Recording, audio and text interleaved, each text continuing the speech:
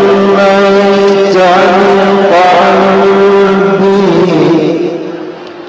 يا رسول الله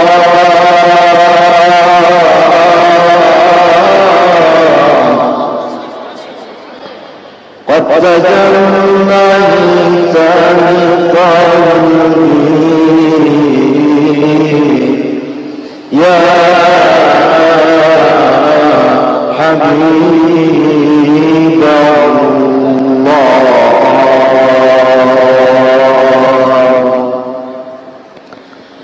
قد تجليت وقد ضجرت وقد ملأت قلبي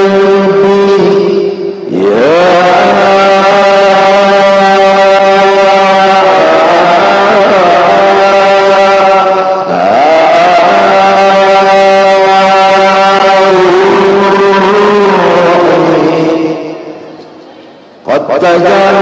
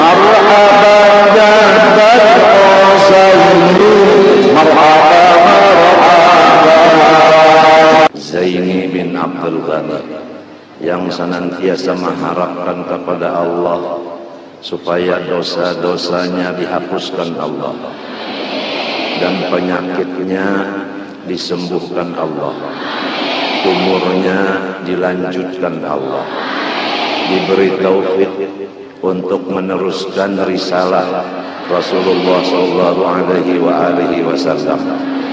Dimulai dengan membaca suratul Fatihah 1 kali, kemudian salat nariyah, salat kamilah 11 kali. Semoga diterima Allah.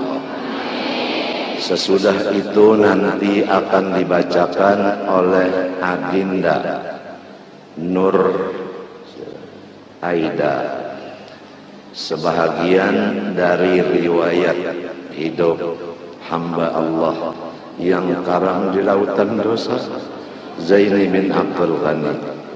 Mohon didoakan. Acara dimulai dengan membaca surah Al-Fatihah. A'udzu billahi minasy syaithanir rajim. Bismillahirrahmanirrahim. Alhamdulillahi rabbil alamin. Ar-Rahmanir Rahim. Maliki yaumiddin. إياك نعبد وإياك نستعين اهدنا الصراط المستقيم صراط الذين أنعمت عليهم غير المغضوب عليهم ولا الضالين آمين. اللهم صل صلاة كاملة وسلم سلاما تاما على سيدنا محمد الذي تنحل به العقد وتنفرج به الكروب وتقضى به الحوائج وتنال به الرغائب وحسن الخواتم ويستسقى الغمام بوجهه الكريم وعلى آله وصحبه في كل لمحة ونفس بعدد كل معلوم له. اللهم صل صلاة كاملة وسلم سلاما تاما على سيدنا محمد الذي تنحل به العقد وتنفرج به الكرب وتقضى به الحوائج وتنال به الرغائب وحسن الخواتم ويستسقى الغمام بوجهه الكريم وعلى آله وصحبه في كل لمحة ونفس بعدد كل معلوم له. اللهم صل صلاة كاملة وسلم سلاما تاما على سيدنا محمد الذي تنحل به العقد وتنفرج به الكرب وتقضى به الحوائج وتنال به الرغائب وحسن الخواتم ويستسقى الغمام بوجهه الكريم وعلى آله وصحبه في كل لمحة ونفس بعدد كل معلوم له. اللهم صل صلاة كاملة وسلم سلاما تاما على سيدنا محمد الذي تنحل به العقد وتنفرج به الكرب وتقضى به الحوائج وتنال به الرغائب وحسن الخواتم ويستسقى الغمام بوجهه الكريم وعلى آله وصحبه في كل لمحة ونفس بعدد كل معلوم له.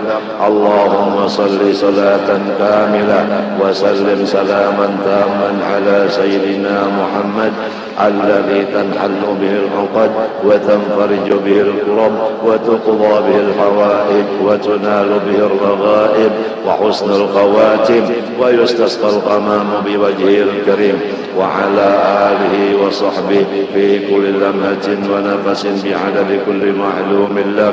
اللهم صل صلاة كاملة وسلم سلاما تاما على سيدنا محمد الذي تنحل به العقد وتنفرج به الكرب وتقضى به الحوائج وتنال به الرغائب وحسن الخواتم ويستسقى الغمام بوجهه الكريم وعلى آله وصحبه في كل لمحة ونفس بعدد كل معلوم له.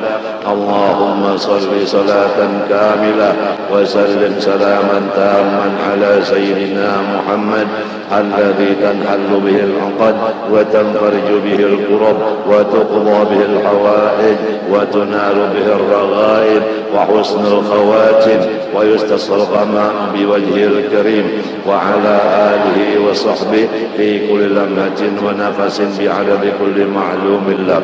اللهم صل صلاة كاملة وسلم سلاما تاما على سيدنا محمد الذي تنحل به العقد وتنفرج به الكرب وتقضى به الحوائج وتنال به الرغائب وحسن الخواتم ويستسقى الغمام بوجهه الكريم وعلى آله وصحبه في كل لمحة ونفس بعدد كل معلوم له.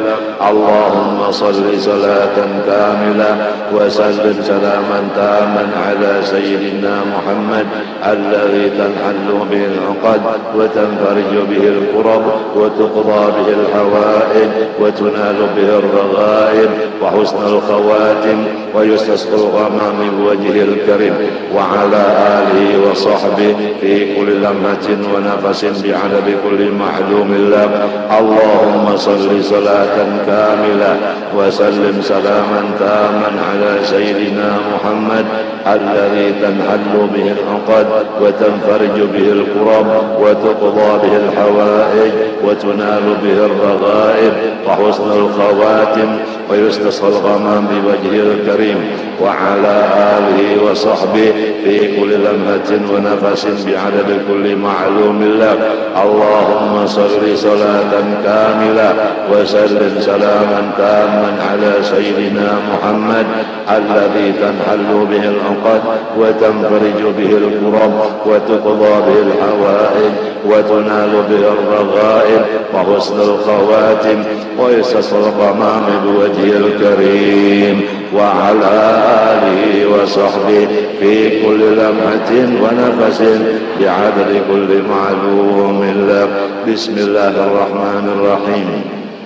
الحمد لله رب العالمين. اللهم صل وسلم وبارك على سيدنا محمد الأمين وعلى آله وصحبه إلى يوم الدين. سألناك يا رب صحة القلب والجسد وعافية الأبدان في الأهل والولد وطول حياة مع كمال استقامة وحفظا من الهم والكبر والرياء والعجب والسمعة والحسد ورزقا واسعا حلالا غير قاصر يكون لنا عونا على منهج الرشاد وحسن آداب في الأخلاق جميعها وبفضلك اللهم يا بر ويا صمد بجاه النبي المصطفى بجاه النبي المصطفى بجاه النبي المصطفى خير الورى وبفضل من صام ومن حج ومن سجد. اللهم إنا نسألك التوبة والمغفرة. اللهم إنا نسألك التوبة والمغفرة. اللهم إنا نسألك التوبة والمغفرة والتوفيق والهداية والاستقامة وحسن الخاتمة. يا مولانا يا مجيب يا حاضرا لا يغيب توسلنا إليك بالحبيب تقضي حاجاتنا تقضي حاجاتنا تقضي حاجاتنا والمسلمين قريب. وصلى الله على سيدنا محمد وعلى آله وصحبه وسلم والحمد لله رب العالمين. Riwayat hidup dimulai.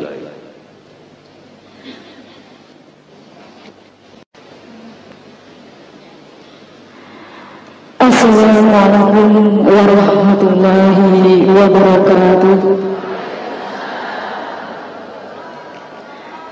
Bismillahirrahmanirrahim. Alhamdulillahillazi taqala fi dinihi man istafahu minal ulama yahtadi bihim kullu dalil fi hilakiz zalam wal juhala واختار منهم الزهاد والحكماء والقرناء وفضل منهم العارفين بالله.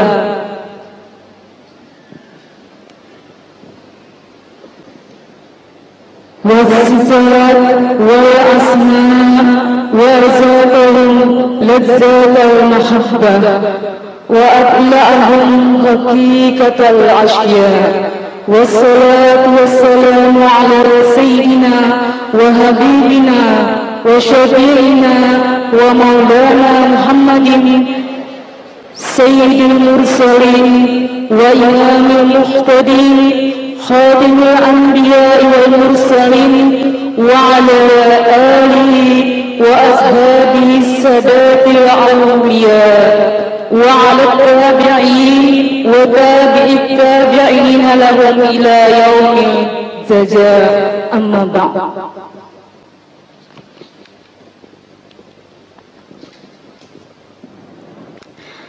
Adapun kemudian daripada itu adalah Al-Alimul Alamah Al-Arif Billah Al-Haj Muhammad Zaini Abdul Ghani bin Abdul Manap bin Muhammad Semman bin Haji Muhammad Sa'ad bin Haji Abdullah bin Al-Alim Alamah Mufti Haji Muhammad Khalid bin Al-Alim Alamah Khalifah Haji Hasan bin Syekh Muhammad Arsyad Al-Banjari dilahirkan pada pukul 1.30 malam Rabu 27 Muharram tahun 1361 Hijriah bersamaan dengan 11 Februari 1942 Miladiah di Kampung Tunggul Irang Seberang, Martapura. Selama di Tunggul Irang, beliau tidak menyusu dengan ibu, tetapi beliau hanya mengisap air liur Al-Arif Billah Haji Abdurrahman atau Haji Abu hingga kenyang selama 40 hari lamanya. Nama beliau selagi kecil adalah Husairi. Sejak kecil beliau termasuk salah seorang yang mahfud, yaitu suatu keadaan yang sangat jarang sekali terjadi kecuali bagi orang-orang yang sudah dipelihara. Beliau adalah seorang yang mempunyai sifat-sifat dan pembawaan lain dari yang lainnya. Di antaranya adalah beliau tidak pernah ihtilam. Kemudian beliau dibawa untuk tinggal di keraton oleh Habib Hasan Al-Aidarus Tunggul Irang dengan izin dari Al-Alim Alamah Arif Billah Haji Abdurrahman Keramat Tunggul Irang itu. Al-Alimul Alamah Al-Arif Billah Al-Haj Muhammad Zaini Abdul Ghani yang sejak kecil selalu berada di samping kedua orang tua dan nenek beliau yang bernama Salbiah yang memeliharanya dengan penuh kasih sayang namun disiplin di dalam mendidik, sehingga di masa kanak-kanak beliau sudah mulai ditanamkan pendidikan tauhid dan akhlak oleh ayah dan nenek beliau sendiri, serta belajar membaca Al-Quran. Dengan demikian, guru pertama dalam bidang tauhid dan akhlak adalah ayah dan nenek beliau sendiri yang selalu memimpin. Meskipun kehidupan kedua orang tua beliau dalam keadaan perekonomian yang sangat lemah, namun mereka selalu memperhatikan untuk membantu serta meringankan beban guru yang mengajari anak mereka membaca Al-Quran. Sehingga setiap malam beliau diberi sangu atau bekal 1 botol kecil oleh orang tuanya yang berisi minyak tanah untuk diberikan kepada guru mengaji beliau yang bernama Guru Muhammad Hasan Pasayangan yang mengajar Al-Quran. Dalam usia kurang lebih 7 tahun, beliau sudah mulai belajar di Madrasah Kampung Keraton Martapura selama 2 tahun. Kemudian meneruskan ke Madrasah Darussalam sampai tamat dan tidak pernah bersekolah di sekolah dasar atau SD. Adapun guru-guru Al-Alimul Alamah Al-Arif Billah Al-Haj Muhammad Zaini Abdul Ghani, yaitu 1 di tingkat ibtidaiyah keraton, Guru Muhammad Zaini Umar dan Guru Abdul Muiz. 2 di tingkat tahdiri ibtidaiyah Darussalam, yaitu Guru Sulaiman Guru Haji Abdul Hamid Husin, Guru Haji Mahali Abdul Qadir, Guru Muhammad Zaid, serta Guru Haji Rofi'i.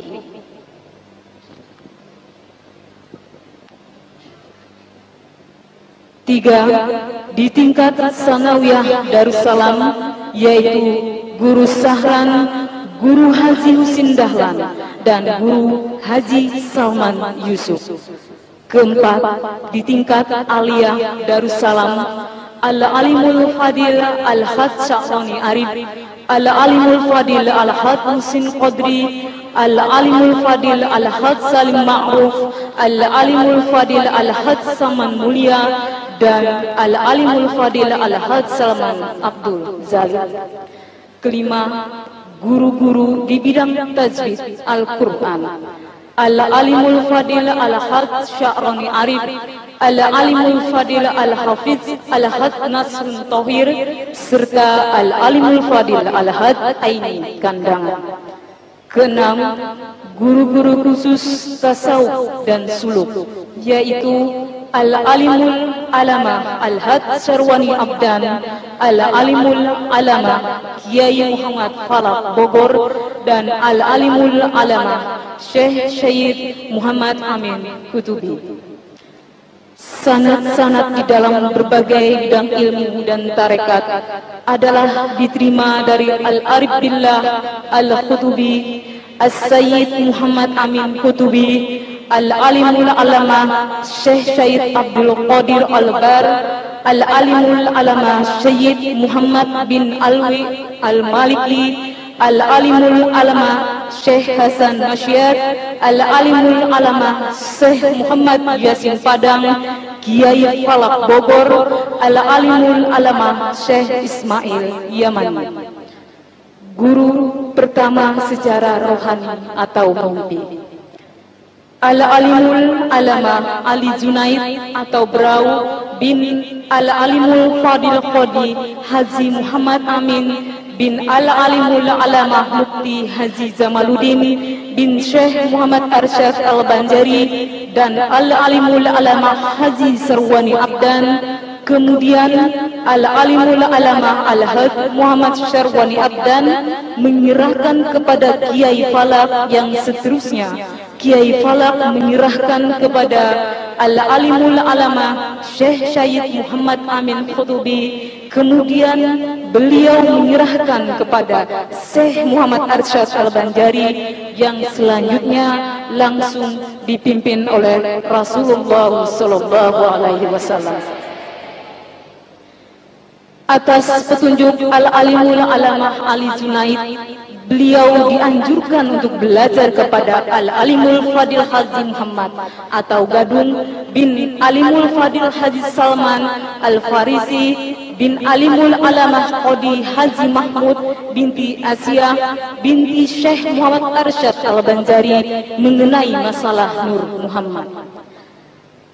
Di dalam usia lebih kurang 10 tahun, beliau sudah mendapat khususiyah dan anugerah dari Allah berupa kasafisi, yaitu ada di dalam atau yang terdinding.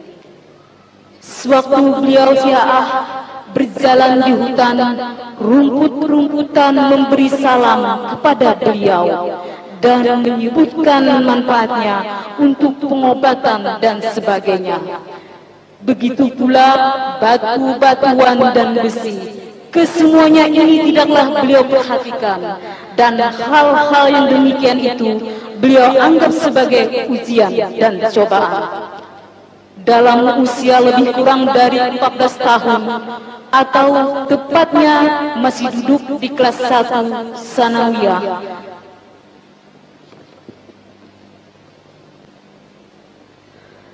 beliau telah dibukakan oleh Allah Subhanahu wa taala atau butuh tak kala membaca tafsir. Wa kana Allah sami'an basira.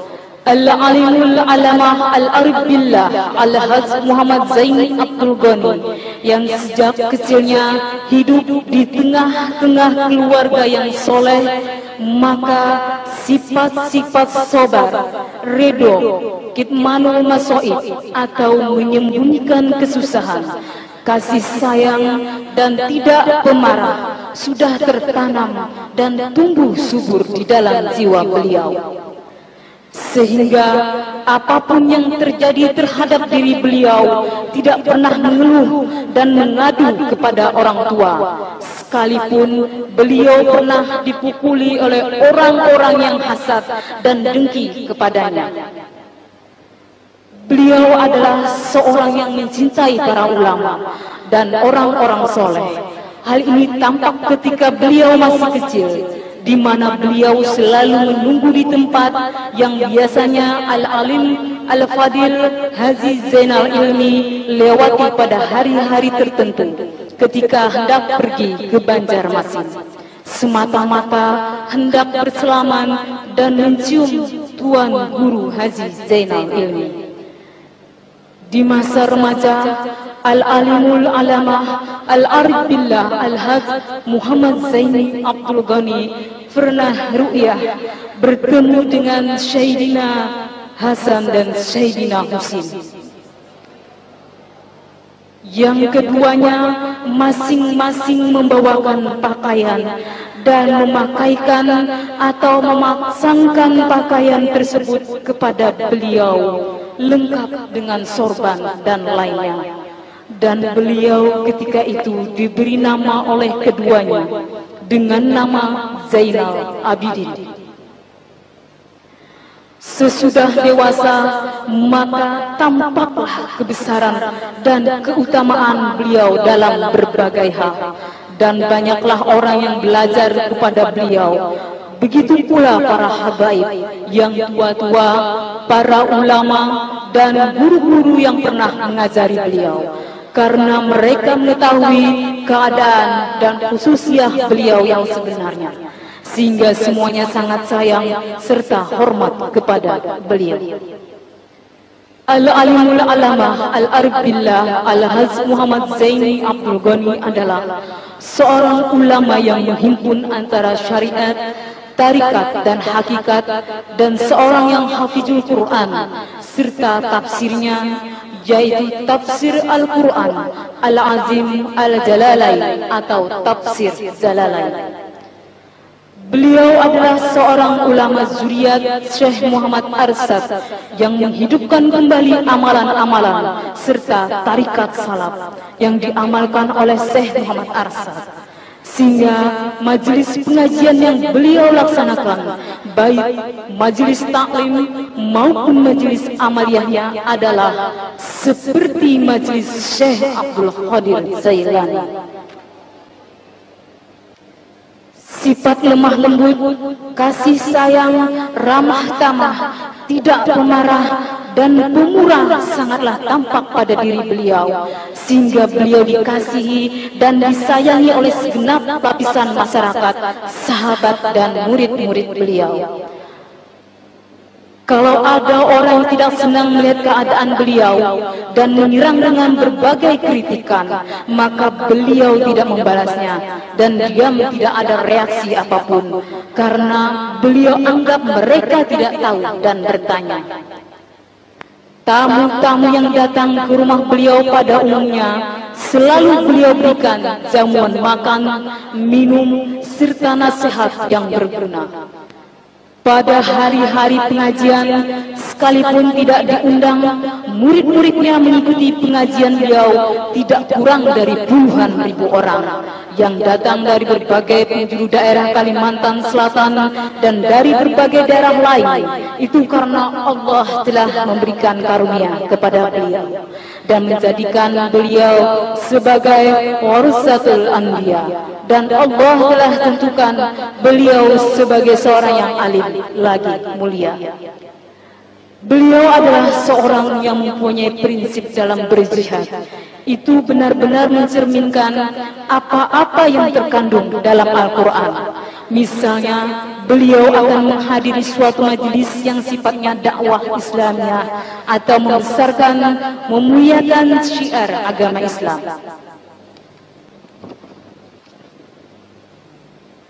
Maka sebelum pergi, beliau ke tempat tersebut.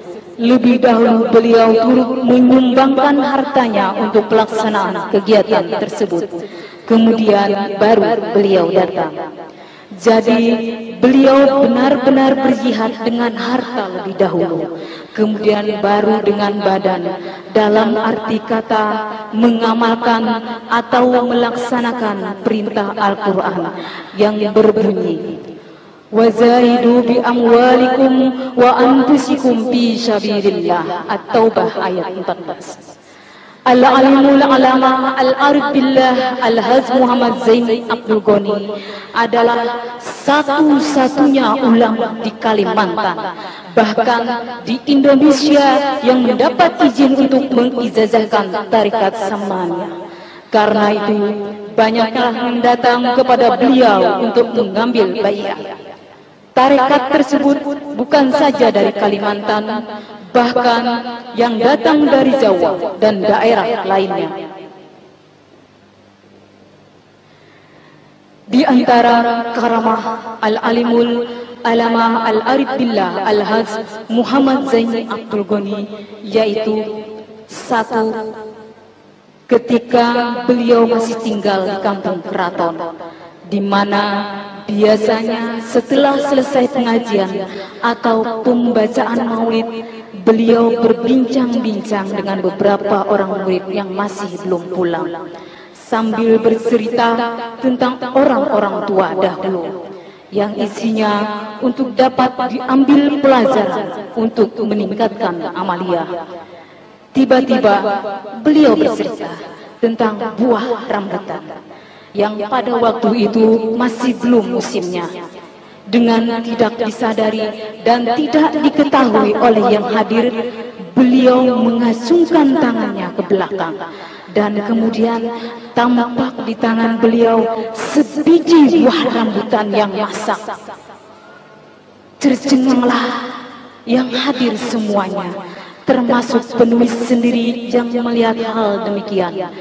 Kemudian rambutan tersebut langsung beliau makan.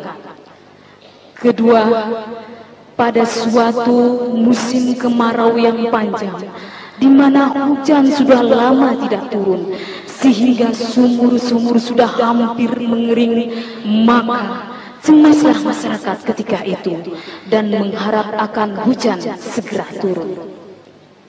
Melihat hal yang demikian itu, banyak orang yang datang kepada beliau, memohon serta meminta doa agar hujan segera turun.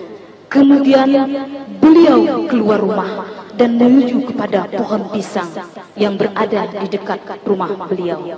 Lalu beliau goyang-goyangkan pohon pisang tersebut, dan tidak lama kemudian hujan pun turun dengan derasnya. Ketika beliau sedang menghadiri selamatan dan kemudian disuguhi jamuan oleh Sohibul Bait, tampak pada ketika jamuan yang disuguhkan kepada beliau hampir habis dimakan oleh beliau. Namun setelah piring tempat makanan tersebut diterima kembali oleh yang lain ketika itu, ternyata makanan yang tampak hampir habis tadi masih banyak tersisa dan seakan-akan tidak dimakan oleh beliau. Keempat, pada waktu pelaksanaan Haul Syekh Muhammad Arsyad Al-Banjari ke-189 di dalam pagar Martapura, kebetulan pada masa itu musim hujan, sehingga membanjiri jalanan yang akan dilewati oleh Al-Alimul Alama Al-Arif Billah Al-Haz Muhammad Zaini Abdul Ghani untuk menuju ke tempat pelaksanaan. Hal ini sempat mencemaskan panitia pelaksana haul. Namun apa yang terjadi? Meskipun sehari sebelum pelaksanaan haul, jalanan tersebut masih digenangi air sampai pada malam harinya. Maka dengan tidak dikira, tepat pada hari pelaksanaan haul tersebut, sejak pagi harinya,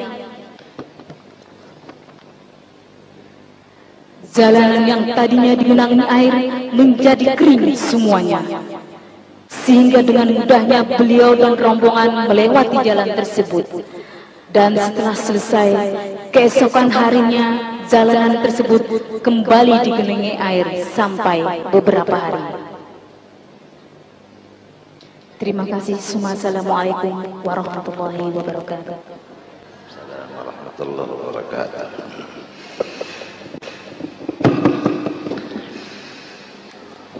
Bismillahirrahmanirrahim. Alhamdulillahi rabbil alamin. Allahumma salli wa sallim wa barik ala sayyidina Muhammad al-amin wa ala alihi wa sahbihi ila yaumiddin. Amma ba'du. Pertama-tama mari kita semua kaum muslimin dan muslimat mengucap alhamdulillah, karena senantiasa kita diliputi luar dan dalam dengan anugerah Allah Subhanahu wa ta'ala. Tidak ada kosongnya diri kita daripada anugerah Allah. Untuk mengetahui satu persatunya anugerah Allah yang di diri kita, tidak ada jalan lain daripada kita mencari teman yang mengetahui atau alim masalah itu, supaya kita dapat bergembira terus-terusan dan bersyukur kepada Allah terus-terusan. Kalau kita tidak mengenal nikmat Allah yang ada di dalam diri kita dan di luar diri kita, kita tidak bisa bersyukur, tidak bisa bergembira, hanya stres melulu. Akhirnya bisa kita durhaka terhadap Allah Subhanahu wa ta'ala dan berkelakuan yang tidak baik kepada hamba-hamba Allah, seperti marah-marah dan lain-lain. Itu semuanya bersumber daripada ketidak mengenalnya kita akan beberapa anugerah Allah yang ada di diri kita ini, yang selalu secara otomatis kita tidak ada hubungan sama Allah Subhanahu wa ta'ala. Putus hubungan sama Allah ta'ala, bukan putus hubungan dengan nyamuk.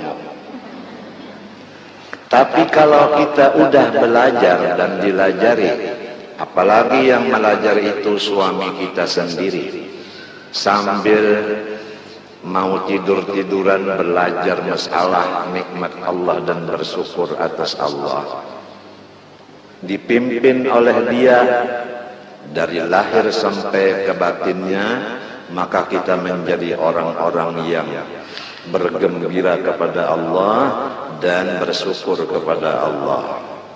Dan selalu kita ingat bahwa yang lain dari Allah semuanya makhluk Allah.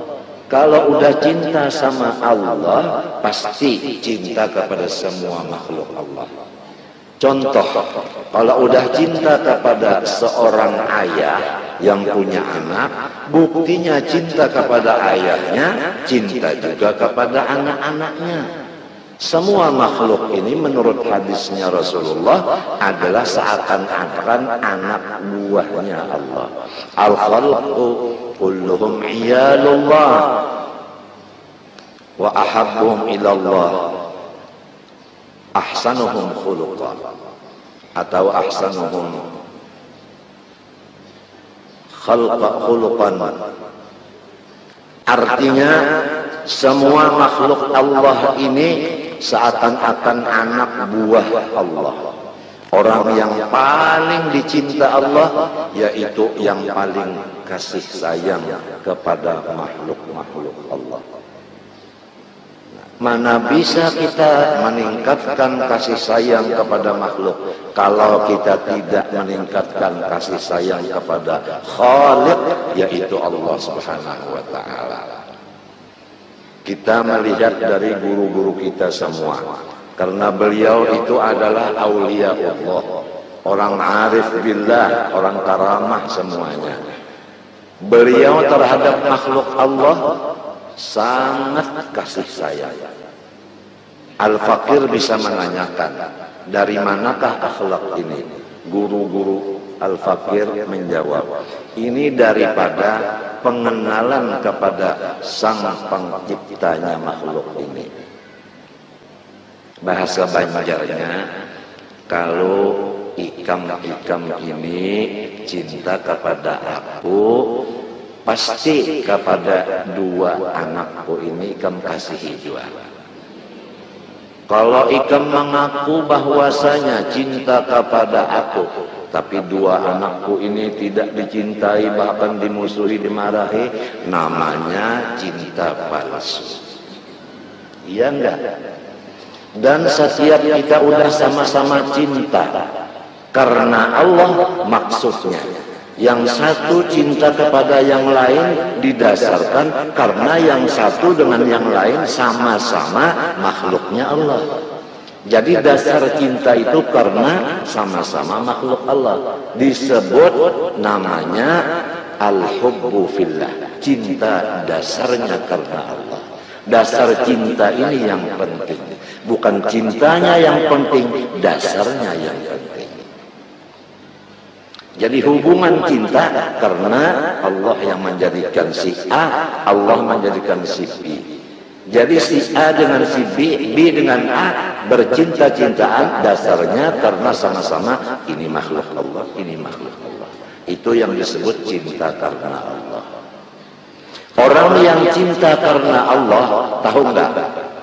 Dia mulai bangun dari kuburnya, membuka kedua matanya, langsung ada di surga. Bingung dia, karena pelajaran orang bangun dari kubur harus dulu pakai jalan atau pakai tunggangan untuk berkumpul di padang mahsyar. Setelah itu lalu dihisab, setelah itu ditimbang, setelah itu lalu bertiti di Shiratal Mustaqim.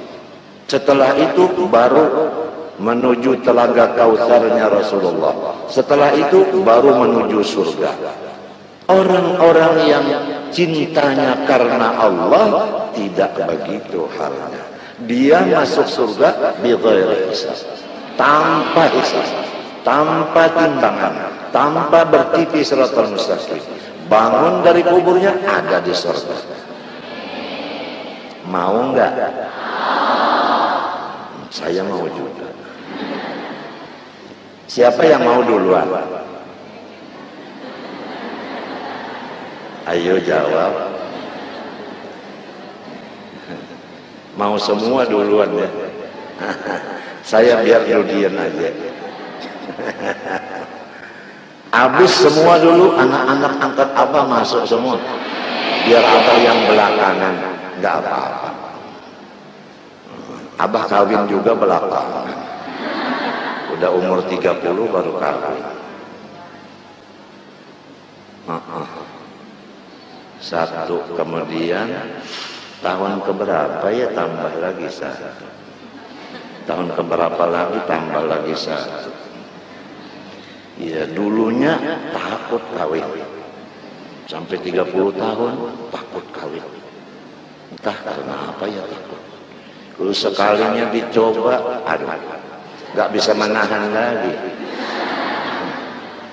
Kembali kepada cinta, dasarnya karena Allah. Bergaul sesama makhluk kita itu dengan ramah tamah, dengan kasih sayang. Nggak ada buruk sangka, nggak ada iri dengki, nggak ada angkuh dan sombong, nggak ada ngupat-ngupat, sehingga akhlak baik. Karena ini hamba Allah, ini hamba Allah. Takut kalau saya berpelakuan yang tidak baik, marah nanti Allah.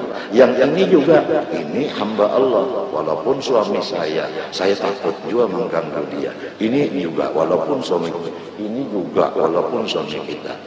Tiga. Yang keempat, wallahu a'lam.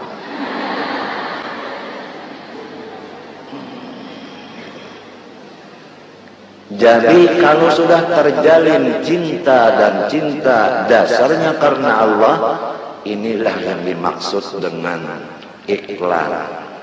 Kabi apa bunyinya? Kira-kira begini kalau nggak salah ya. Apa awalnya? Saiya sakata sesama sahabat, saiya sakata sesama sahabat, Aduh, kalau sudah ia sekata sesama sahabat, Masya Allah, terjalinlah kesatuan persatuan. Sebagaimana iklannya TVRI. TVRI menjalin kesatuan dan persatuan. Masya Allah. Maka kalau sudah begitu, kita merasa bahwa surga itu di sini udah ada. Yang di sana masih jauh, di sini udah ada surganya Allah. Dalil, a'udzubillahi minasyaitonir rajim. Bismillahirrahmanirrahim.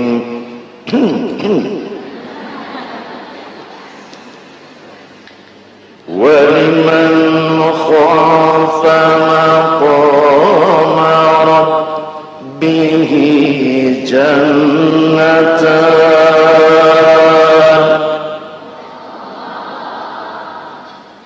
fabi'ayyi ala'i rabbikuma tukadziban. Shadaqallahul azim. Itulah tadi ayat Al-Quran yang dikumandangkan oleh qori dari sekumpul yang tidak ada artinya. Maksudnya Allah mempersiapkan kepada orang-orang yang mengharap Dia, orang yang mengerjakan perintah Dia, di antaranya berkasih sayang karena Allah, disediakan jannatan, dua surga. Surga di dunia, surga di akhirat. Di dalam kitab-kitab agama disebutkan, barang siapa tidak dimasukkan Allah dalam surga yang di dunia ini, nggak bakal dapat surga di akhirat. Aduh, takutnya kita ya. Gimana mau masuk surga di dunia kalau nggak tahu surganya? Iya, seperti orang mau minta barakah dari seorang waliullah, karena nggak tahu ciri-cirinya waliullah, akhirnya ketemu kundu. Kenal nggak kundu? Ya dukun. Mau ketemu waliullah, dapat berkah keramatnya, karena udah dicantumkan di dalam agama, orang yang duduk di samping waliullah sekedar memarah separahan susu. Ibu-ibu yang punya anak ini tahu sekali, kita kalau mau menyusui anak kita, lebih dulu udah dibuka ininya, trek sekali dulu dibuang.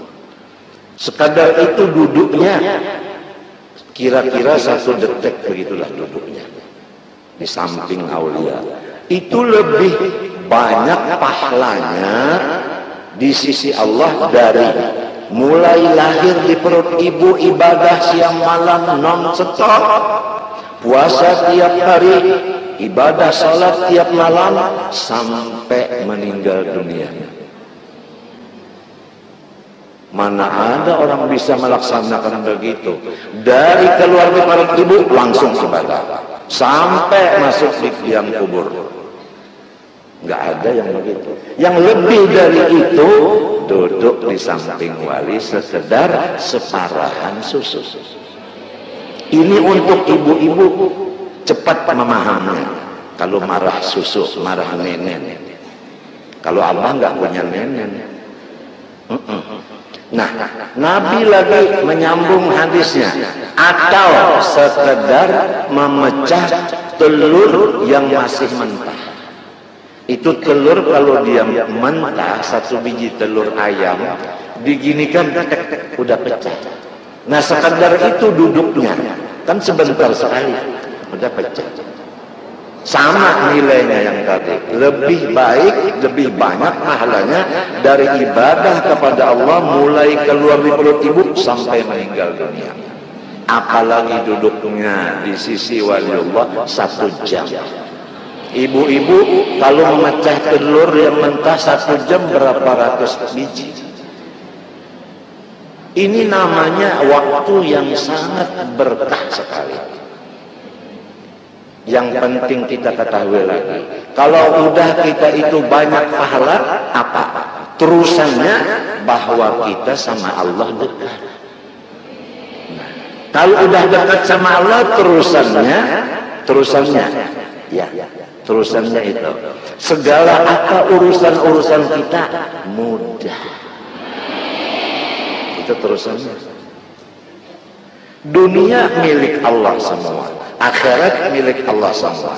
Kita dekat sama yang punya milik, dia serahkan kepada kita dua-duanya. Dunia dapat, akhirat dapat. Rabbana atina fid dunya hasanah wa fil akhirati hasanah wa qina azabannar. Dengan satu jalan duduk di majelis waliullah, sekedar itu, apalagi bisa lama-lama. Ditanya oleh orang kepada Rasulullah, apakah waliullah itu yang masih hidup atau waliullah yang sudah dalam kubur?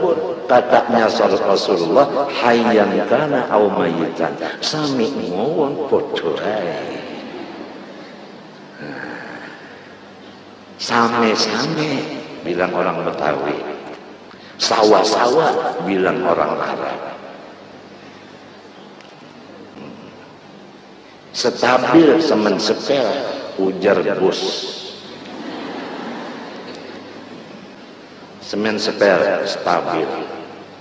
Jadi orang-orang yang dijadikan Allah walinya menguntungkan kepada masyarakat yang duduk di sampingnya seumur hidup di dunia sampai seumur hidup di kuburnya. Oleh sebab itu mendekatlah kepada waliullah, baik yang hidup maupun yang sudah meninggal. Ada waliullah yang besar sekali karamahnya di Betawi, di Jakarta, Habib Husin Al-Aidrus, keramat luar batang. Umur beliau 24 tahun meninggal, luar biasa. Itu di Jambatan 5 atau di Pasar Ikan. Abah waktu di Jakarta, guru Abah itu bilang, kamu kalau ada hajat kepada Allah sebelum turun dari rumah niat dulu mau apa, mau kawin ke apa ke, kemudian berziarah ke makam Habib Husin luar batang. Ya Abah pasang aja niat udah untuk selamat aja dunia akhirat, nggak ada lain itu aja, selamat aja, yang penting selamat. Kaya nggak selamat nggak ada artinya, pangkat tinggi nggak selamat nggak ada artinya, sehat badan nggak selamat nggak ada artinya, nama selamat tapi nggak selamat, gimana ya? Ada cerita orang tukang beca, kalau dia membawa tumpangan, orang yang buat langsung terbalik becanya. Tapi kalau nggak ada yang menumpang di becanya, dia jalan biasa, enak-enak aja. Setelah ada yang masuk di becanya, langsung jatuh becanya. Kemudian berdarah-darahlah si tukang beca ini, tadi dibawa ke rumah sakit, top nama, dilihat KTP-nya namanya Selamat. Dokter semua bingung, kok namanya Selamat tapi celaka. Ya, itu kejadian di Martapura dulu. Alhamdulillah, ingin mengenal nikmat Tuhan yang di dalam diri kita. Kita ambil satu contoh, ibu-ibu atau anak-anakku semua. Kalau Anda sekalian ingin melihat sesuatu, selama belum melihat sesuatu itu, ya Allah, hati nggak enak, betul nggak? Oh, nggak enak. Ingin melihat tapi terdinding, kan nggak enak. Nah begitu. Jadi kita ini kan melihat kepada sesuatu. Coba copot mata kita, letakkan di sini dua, dipasang kacamata dua-duanya. Bisa melihat nggak? Nggak bisa melihat. Matanya dicopot dua-duanya, diletakkan di depan, pasang kacamata, nggak bisa lihat. Di situ kita mengenal nikmat Allah, bahwa mata ciptaan Allah. Penglihatan mata itu adalah anugerah Allah. Kalau Allah tidak memberikan anugerah, matanya ada tapi penglihatnya tak ada. Sini ada juga yang dari Malaysia, jadi kita kadang-kadang bahasa Malaysia. Katanya yang dari Malaysia, saya ingin, itu aja katanya, saya ingin apa Malaysia, saya ingin apa, nggak ada jawabannya. Itu satu contoh. Ya Allah, mata aja udah begitu. Berapa tahun udah kita melihat, dan tidak ada di sini stop kontaknya. Maaf ya, stop kontaknya nggak ada di sini. Seumpamanya di sini dipasang stop kontak, nggak baik dilihatnya. Kalau dibeginikan, tutup, kan sulit. Ini enggak, mau lihat langsung, lihat langsung. Turun ke bawah sedikit, hidung. Ini nikmat Allah. Coba manusia kalau tidak punya hidung, di mana dia bernapas? Bukan di bawah, nah. Napasnya di bawah. Pes, begitu napasnya. Betul gak? Masya Allah.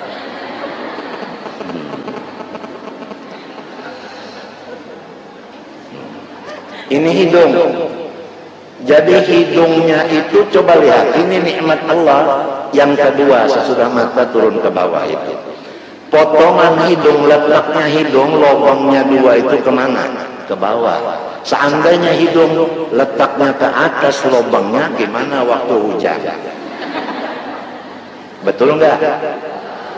Ini nantinya anak-anakku semua nantinya ketawa sendirian.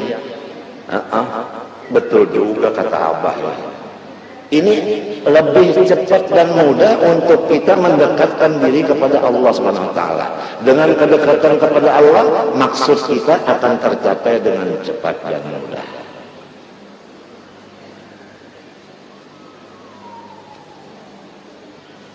Coba.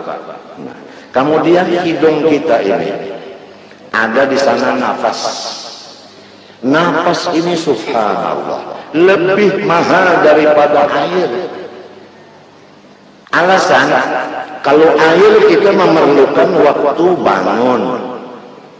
Kalau waktu tidur, masa orang minum kecuali mimpi. Seperti tadi Abah nggak pernah mimpi. Ihtilam yang disebut di dalam ihtilam. Abah seumur hidup dari kecil sampai tadi malam tidak pernah ihtilam. Apa ihtilam? Yaitu mimpi naik kuda, kemudian tilamnya ada air, mimpi kawin. Seumur hidup nggak bisa, karena orang laki kalau mimpi ihtilam itu dia punya alat di lumuk atau diginikan oleh setan, sehingga keluar, diganggu oleh setan. Perempuan juga begitu, dipermainkan oleh setan. Setan itu tahu nggak? Bin siapa? Bin iblis. Bin iblis. Iblis itu nggak pernah sakit. Saya udah masuk di rumah sakit Banjarbaru, di rumah sakit Banjarmasin, rumah sakit Surabaya, rumah sakit Jakarta, rumah sakit Singapura. Tidak ada, saya tanya sama dokter dan tanya sama perawat-perawat, tidak ada iblis opnama. Iblis opnama nggak ada.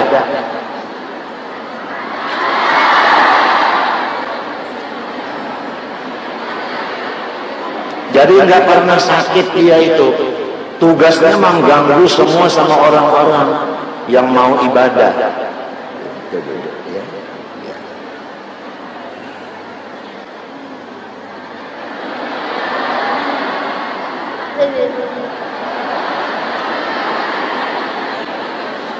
Masya Allah. Dia digerakkan oleh Allah untuk bantu ayahnya. Masya Allah. Nah, kalau air kita perlukan sewaktu kita bangun, tapi kalau napas kita perlukan setiap masa. Kalau napasnya tertahan sedikit atau tidak lancar, udah uang pasti keluar. Pakai oksigen. Betul nggak? Berapa satu tempat itu oksigennya? Dan orangnya harus opname, dipasang di sini. Kalau nggak bisa juga ditekan di sini. Kalau ibu-ibu ditekan di sini, udah. Katesnya gimana ya? Kalau nggak bisa juga dipasang alat di sini. Subhanallah. Kita nggak begitu, nggak ada oksigennya, nggak ada dipasang ditekan-tekan sini, enggak, paling digini-gini kan, nggak ada. Alhamdulillah. Paham? Dengan adanya napas di hidung kita, bisa disebut hidup. Kalau nggak ada lagi, inna lillahi wa inna ilaihi raji'un. Napas kita ada masuk, ada keluar. Coba anak-anakku perhatikan. Napas yang masuk itu suaranya hu, yang keluar suaranya Allah. Itu seperti kaset yang dipasang. Jalan terus suara ini tanpa diiringi dan tanpa diikutin. Orang-orang yang saleh dia mendengar suara nafas ini.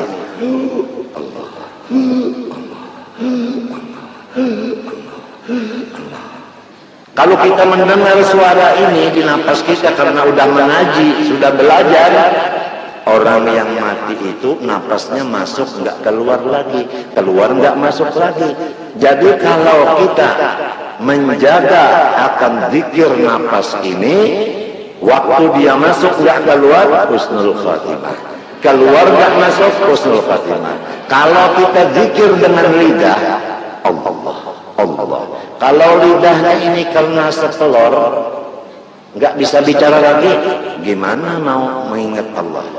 Oleh sebab itu ngaji, zikir bukan hanya di lidah, ada zikir yang di nafas, ada zikir yang di mata, ada zikir yang di dalam dada, masing-masing.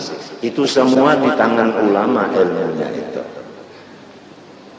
Belajar kita. Tapi yang paling penting hari ini Abah sampaikan zikir nafas. Masuknya itu nggak usah diikut-ikutin. Kalau begitu, Allah, bingung nantinya orang. Oh, ini ada kelainan. Udah pengajian hari Sabtu, kok pulangnya cuma kedengan seperti kaset diputar begini. Nggak usah lidah kita membaca lagi apa yang ada di kaset itu, dengerin aja. Oh, begini suaranya. Iman di dada rasa melayang adina, kota baru gunungnya megahnya. Itu kan kasetnya, nggak usah diikutin dengan lidah, udah kedengaran aja. Itu misal atau contoh. Ini penting sekali ini zikir nafas. Tadi malam Abah dapat informasi supaya ini hari dibicarakan masalah ini. Alhamdulillah udah sampai ya. Jadi kamu untung.